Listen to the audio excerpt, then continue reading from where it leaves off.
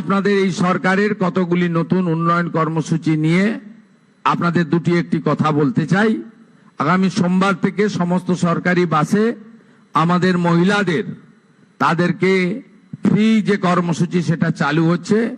এই সুযোগ ডব্লিউবিটিসি, এসবিএসটিসি, এনবিএসটিসিতে পাবেন। এবং আগামী বুধবার আমরা ইতিমধ্যে অন্নপূর্ণা যোজনা, যে অন্নপূর্ণা নাম নথিভুক্তকরণ শুরু করেছি, তার প্রথম পর্যায়ে আমরা ৩,০০০ টাকা করে টাকা ট্রান্সফার করব আগামী বুধবার দিন।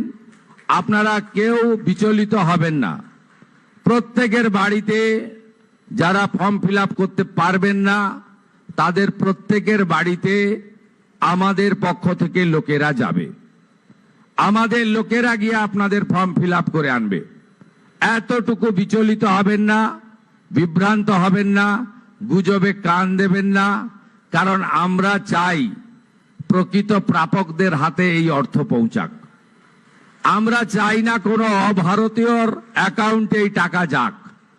আমরা চাই না যে পুরুষদের অ্যাকাউন্টে মহিলাদের এই কর্মসূচির টাকা যাক। ইতিমধ্যে রাজ্যের বহু জায়গা থেকে অবৈধভাবে পুরুষরা যারা লক্ষ্মীর ভান্ডার পাচ্ছিলেন গ্রেপ্তার হয়েছেন।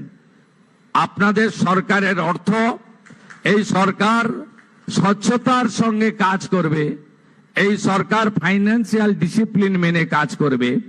পশ্চিমবাংলায় যারা প্রকৃত প্রাপক তাদের প্রত্যেককে চিহ্নিত করে খুঁজে বের করে তাদের কাছে মাননীয় প্রধানমন্ত্রীর দেওয়া, আমাদের দেওয়া সংকল্প পত্রের প্রত্যেকটা বাক্য শব্দ পূরণ করার দায়িত্ব আপনাদের সরকারের। আপনাদের সকলকে অভিনন্দন জানিয়ে আমাদের রাজ্যসভার সাংসদ বলেছেন, এতদিন ধরে দলের সরকার চলতো। আমাদের সংবিধান কিন্তু দলের সরকারের কথা বলে যায়নি। সংবিধান বলে গেছে for the people, by the people, of the people. আমাদের সরকার এবার থেকে আপনাদের for the people, by the people, of the people নীতিতেই চলবে।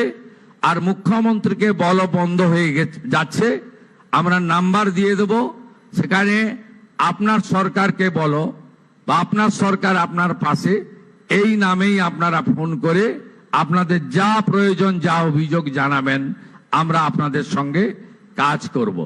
আগামী 22 তারিখ আমাদের রাজ্য বাজেট হবে।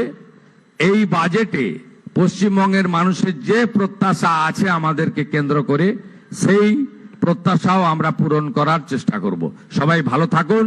ভারত মাতাকে প্রণাম জানিয়ে ঋষি বঙ্কিমচন্দ্রের বন্দে মাতরম মন্ত্রের মধ্য দিয়ে আমার বক্তব্য শেষ করলাম। নমস্কার।